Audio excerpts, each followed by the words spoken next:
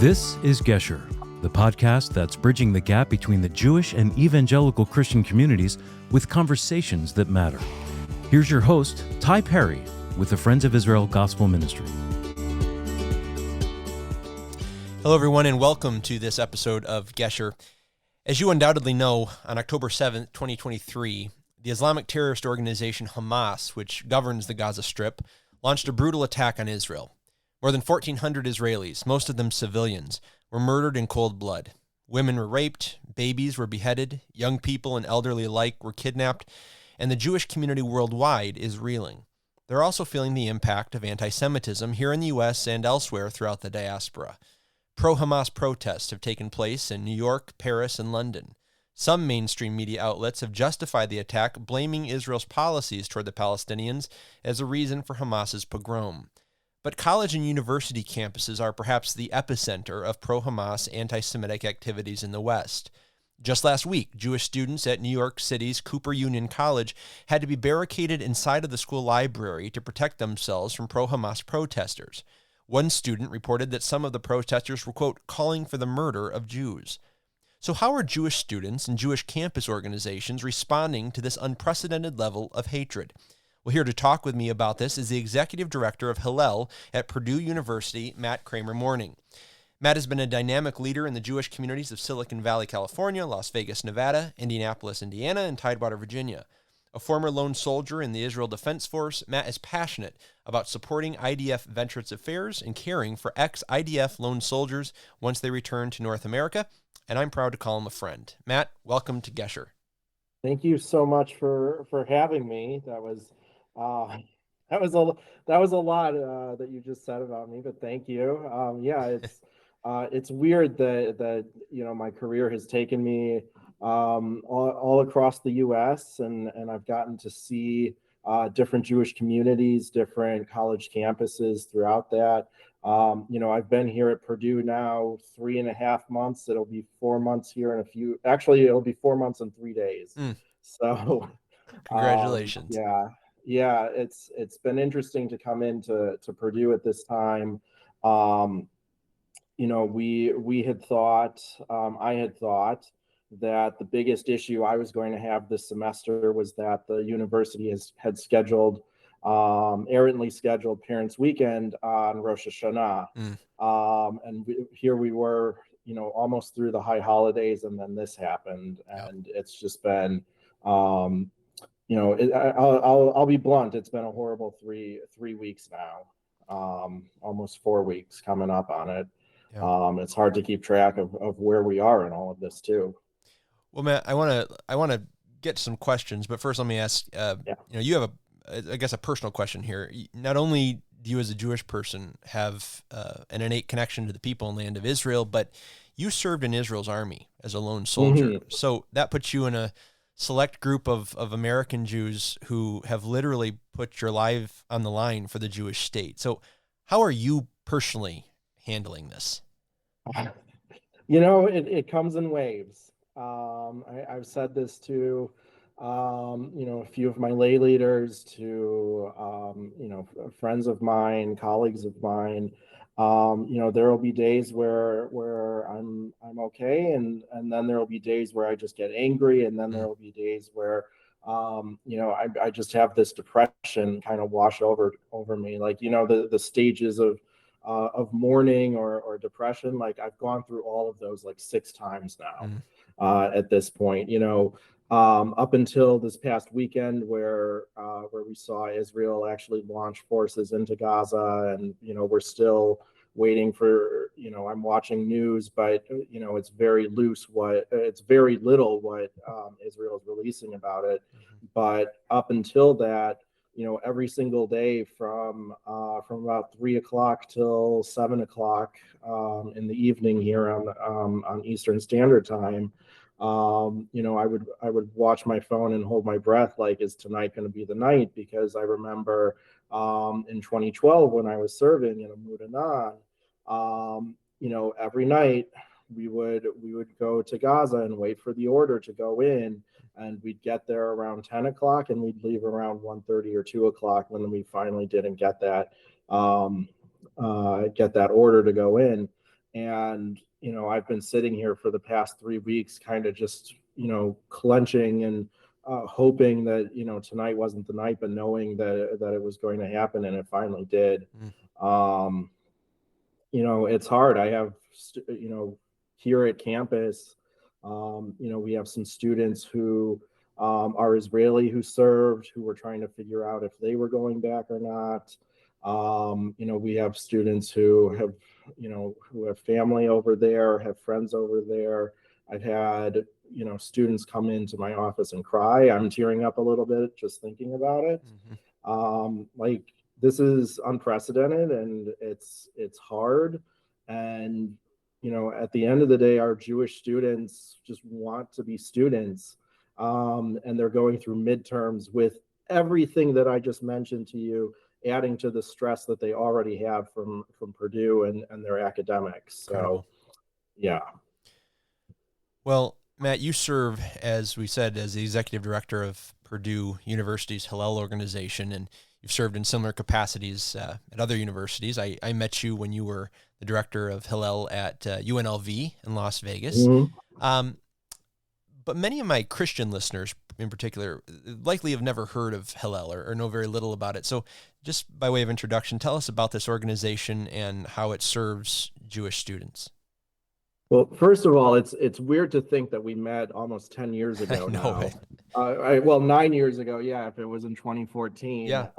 My, how the time has flown. Sure has. But yeah, so Hillel is a movement on campus, a Jewish movement on campus. It's actually turning 100 years old. The very first Hillel started in 1924.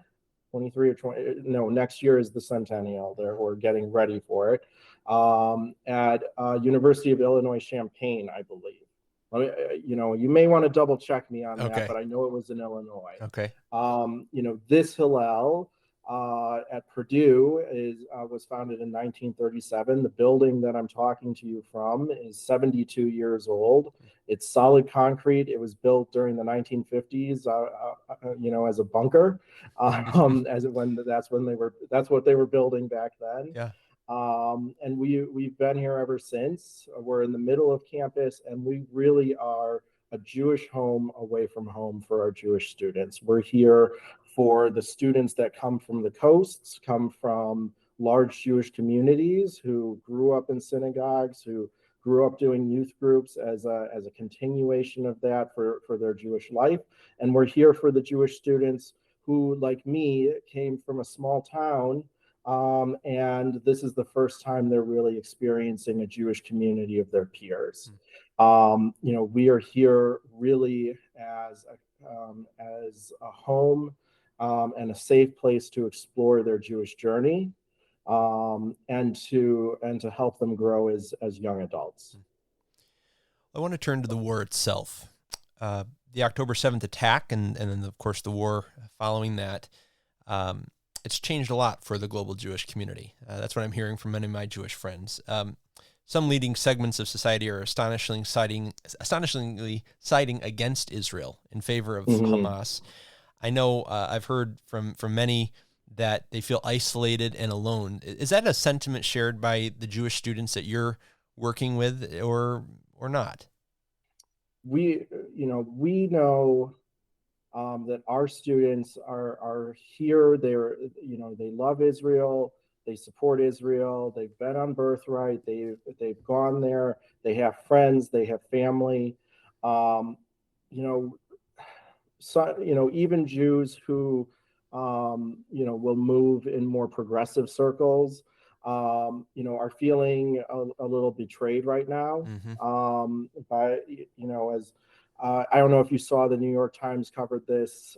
Sarah Silverman came out against the Young Democrat, or the Democratic Socialists of America, because not 11 hours later they put out a statement condemning Israel after Hamas came in and murdered 1,400 Jews and Israelis, and not just Jews and Israelis, but Bedouins, Arab Israelis, right, Americans,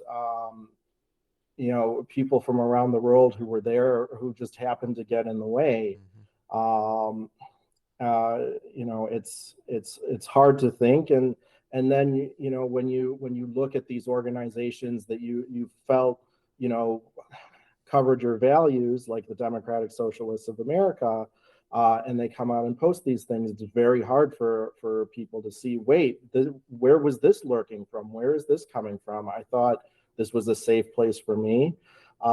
We've seen here on this campus, there is a Students for Justice in Palestine group, which I don't want to talk about too much, but for this question, there had been a few organizations that retweeted their initial post, liked and retweeted or re-Instagrammed or whatever the phrase is. You'll forgive me, I'm not as savvy as I once was.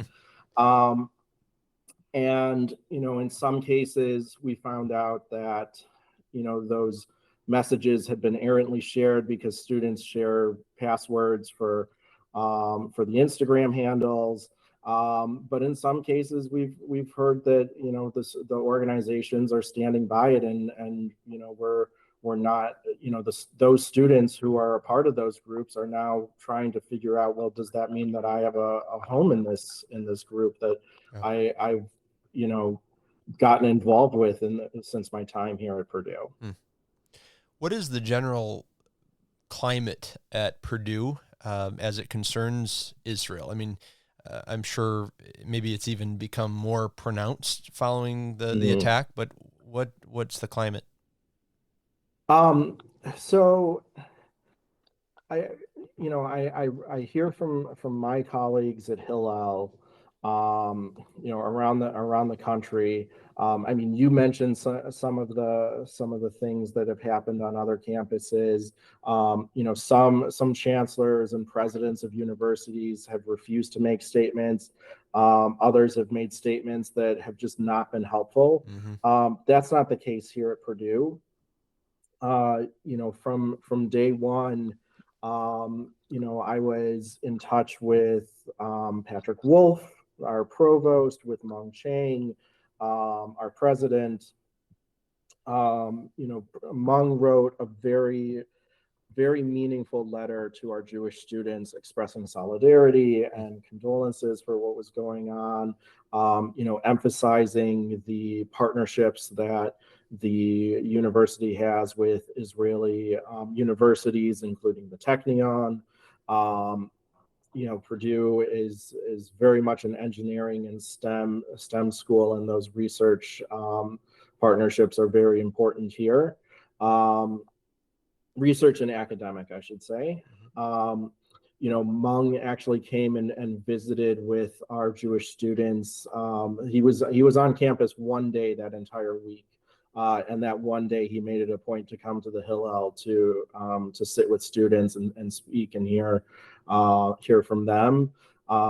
We held a vigil on that Wednesday for our Jewish students. There was, Patrick Wolf was from the university, was able to come, and he said something that our students still, bring up, which they found very meaningful, which is you've suffered this horrible attack as a Jewish people, and we understand that, like, all of the stress that comes with, and if there's, you have enough stress with academics and with tests and with midterms, and if something needs to give, reach out to my office and we will work with you and your professors to make sure, like, let us take that burden from you. Wow.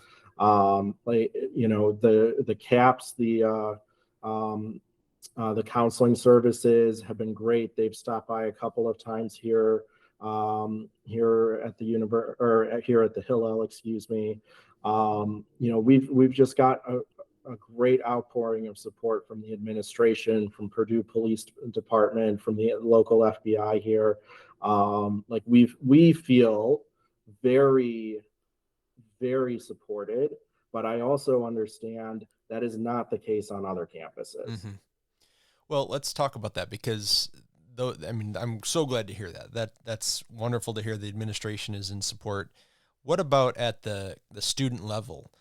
You work with Jewish students every day. Are they experiencing any hostilities among their peers, or are they being supported in this? Our messaging to students is we are here for you. Mm-hmm. For first and foremost, that is what Hillel is here for. Having said that, I think the students are very much on edge, as are our students' parents, and rightfully so. We see everything else that's going on at Tulane, at Cornell, at Rutgers, in New York. It does not seem like, and the way that the media portrays it is, it seems like this is erupting across the country. And I hope that's really not the case. But, I see, our director's listserv for Hillel is, I can't keep up with it at this point with everything going on.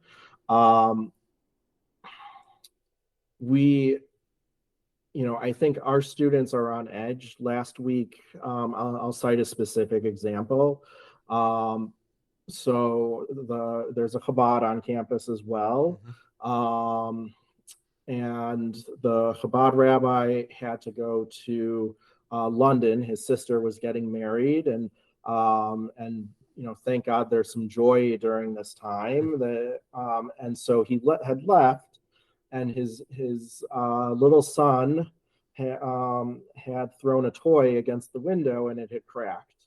And while he was gone, I think it got cold and the crack got bigger. And a student was there the Monday he got back and saw the cracked window. And all of a sudden, I had 3 emails on Tuesday morning from parents asking, what's going on at Chabad? What happened to their window? And students came to our bagel breaks asking, oh, did you hear what happened at Chabad? And I had reached out to him that morning and learned the story that I just told you. And we had to really put out the fire, so to speak, because, especially, I mean, rumors spread so quickly, but especially when everyone's on edge. Sure. All of a sudden, Chabad's window being vandalized just spread like wildfire across our community. Well, Matt, that is a good segue to my next question, because my observation is that we're seeing attacks.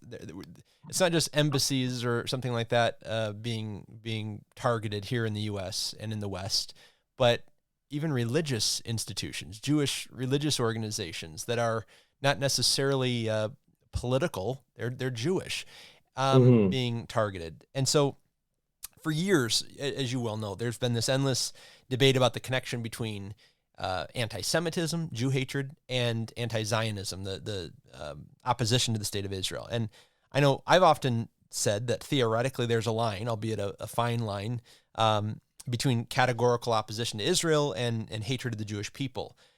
But in your view, has the world's response to Hamas's attack on Israel done something to that line? Has it blurred it, erased it? Do you think it's still there, in your opinion? I always have felt that there has been a blur, and I think it's got even blurrier in the past 3 weeks. I mean, first of all, when you say anti-Zionism, Zionism at its core just means a Jewish right to self-determination. Right. If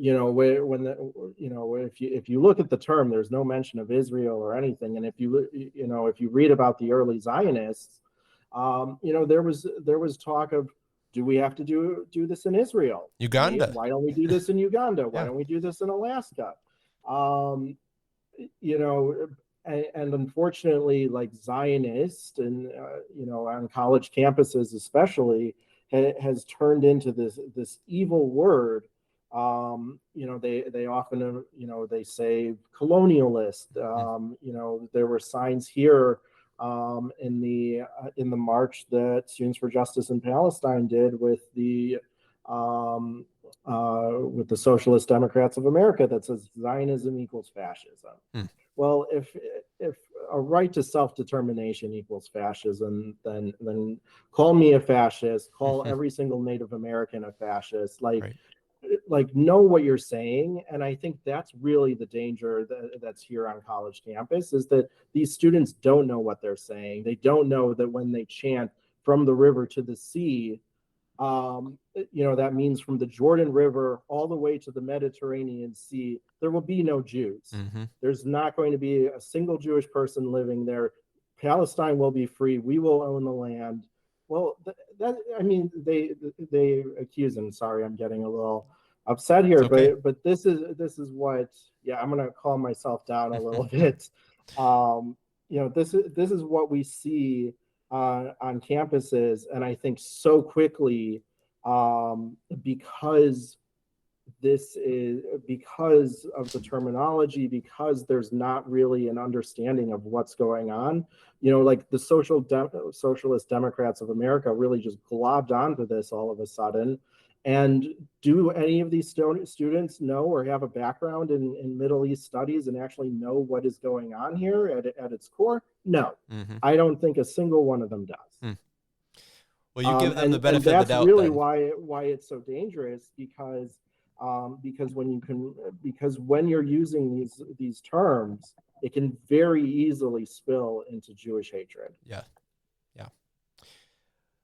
Well, Matt, those listening to this interview likely don't need to be convinced of the justice of Israel's cause and their response to Hamas. But, I visit churches all the time. I'm talking to Christians, and they want to know, what can we do practically to demonstrate our support for Israel and for our local Jewish community? So do you have any tips on what would be helpful at this time, whether it's for students or broader Jewish communities in general? I mean, first and foremost, just be there. Reach out. Here at the university, we have, it's not like when you and I were in Las Vegas. So the student, the Dean of Students office runs what they call the University Religious Leaders Group. So there's about 20 or 30 religious leaders who are a part of this university religious life, even though we don't work for the university. We get together once a month, we work together. I will say I'm one, it's myself, Rabbi Glick, and a representative from a Baha'i temple, and then it's mostly predominantly Christian. But I'm still glad to be a part of it. And in the past 3 weeks, first off, if anyone here is listening, I apologize that I have not gotten back to you with everything else going on. But trust me, your messages have meant the world to me, to my staff, to my board. Just knowing that you're thinking of us. You acknowledge the situation, you acknowledge the horrors that are going on, like that really, really speaks volumes. And so to the listeners here, reach out, let the synagogues know that you're thinking of them. Maybe there are specific things that those synagogues need right now. I don't want to speak, I'm not able to speak to that, but really, I think that's the most important piece, is just be there and make sure that that the local Jewish community knows you're there for them. Well, Matt, as I know you know, we at the Friends of Israel and many within the evangelical Christian community stand shoulder to shoulder with you and your people. I want to thank you for all you do to support Israel and support the Jewish community at Purdue and everywhere. And thank you for taking the time to talk with me today. Thank you. Thank you.